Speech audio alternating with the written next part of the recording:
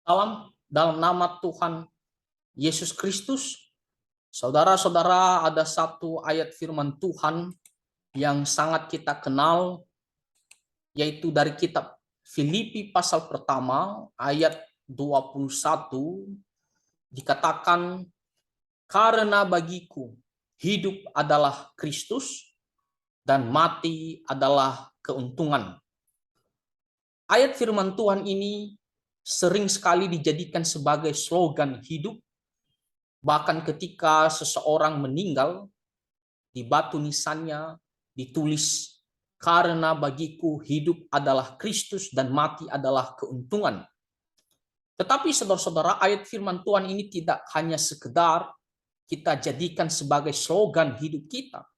Tetapi ayat ini memberikan sebuah pengajaran yang begitu mendalam dalam kehidupan kita, maupun nantinya ketika kita mati di dalam Tuhan Yesus Kristus. Ayat firman Tuhan ini ditulis melalui Rasul Paulus, dan kita melihat Rasul Paulus ketika dia bertobat dan percaya kepada Tuhan Yesus, dia mengabdikan seluruh hidupnya, dia persembahkan seluruh hidupnya untuk kemuliaan nama Tuhan Yesus Kristus. Dia pergi memberitakan Injil keselamatan, dia mengajarkan kebenaran firman Tuhan, bahkan dia rela mengalami kesusahan, kesulitan, penderitaan, penganiayaan, bahkan dia pada akhirnya dijatuhkan hukuman mati oleh dunia ini karena memberitakan Injil Tuhan Yesus Kristus. Itulah yang dilakukan oleh Rasul Paulus ketika dia bertobat dan percaya kepada Tuhan Yesus Kristus. Kalau kita melihat ayat sebelumnya, yaitu ayat yang ke-20, dikatakan, sebab yang sangat kurindukan dan kuharapkan ialah bahwa aku dalam segala hal tidak akan beroleh malu, melainkan seperti sedia kala, demikian pun sekarang Kristus dengan nyata dimuliakan di dalam tubuhku, baik oleh hidupku maupun oleh matiku. Di kalimat terakhir, Rasul Paulus dengan jelas mengatakan bahwa melalui tubuhnya, baik hidup maupun mati, nama Kristus, nama Tuhan Yesus Kristus bisa dimuliakan. Mengapa Rasul Paulus bisa bicara demikian? Ayat yang ke-21 dikatakan, karena bagiku hidup adalah Kristus dan mati adalah keuntungan. Ada 3 pelajaran dari ayat firman Tuhan ini. Yang pertama, Rasul Paulus mengatakan bahwa Kristus adalah yang paling berharga, bahwa segala-galanya di dalam kehidupannya. Rasul Paulus berpikir bahwa Tuhan Yesus Kristus adalah yang paling penting, yang paling utama di dalam kehidupannya. Makanya dia mengatakan, bagiku hidup adalah Kristus dan mati adalah keuntungan. Tidak ada yang melebihi ataupun yang lebih tinggi kepentingannya selain daripada Tuhan Yesus Kristus. Nah, saudara-saudara, ketika kita menjadi orang Kristen, apakah kita masih berpikir bahwa dunia ini, apakah itu harta, jabatan, adalah segala-galanya? Apakah itu adalah yang paling utama dalam kehidupan kita? Kita belajar dari firman Tuhan ini.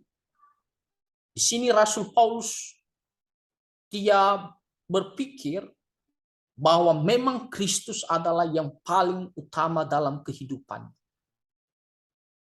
Lalu yang kedua, yang menjadi pelajaran bagi kita adalah ketika kita menjadi orang Kristen, maka pandangan kita tentang hidup ini harus berubah. Kalau sebelumnya kita hidup untuk diri kita sendiri, ya, kita mencari kepentingan kita dan memuaskan kepentingan diri kita sendiri. Tetapi setelah kita menjadi pengikut Kristus, maka kita harus hidup untuk Tuhan Yesus Kristus. Itu berarti kita harus mencari dan melakukan apa yang menjadi kehendak Tuhan Yesus Kristus. Nah, kita melihat ada orang-orang yang mengaku Kristen, tetapi masih hidup untuk kepentingannya sendiri. Rela tidak datang beribadah hanya untuk mencari kepentingannya sendiri. Nah, tetapi firman Tuhan ini mengajarkan kita bahwa kita tidak hidup lagi untuk diri kita, tapi kita harus hidup untuk Tuhan Yesus Kristus. Yang ketiga, yang menjadi pelajaran bagi kita adalah tidak hanya sekedar kita mengatakan saya sudah menjadi orang Kristen, saya beribadah setiap hari Minggu, maka itu berarti sudah cukup untuk mengatakan bagiku hidup adalah Kristus dan mati adalah keuntungan. Tidak hanya sebatas itu, saudara-saudara.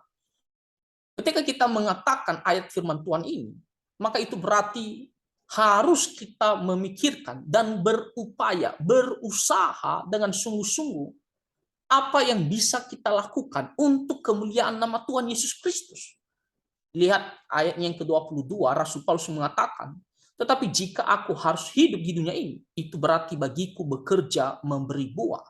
Kalau Tuhan masih memberikan nafas kehidupan di dunia ini yang sementara ini, maka itu berarti saya harus bekerja, memberikan buah, memberikan hasil untuk kemuliaan nama Tuhan Yesus Kristus.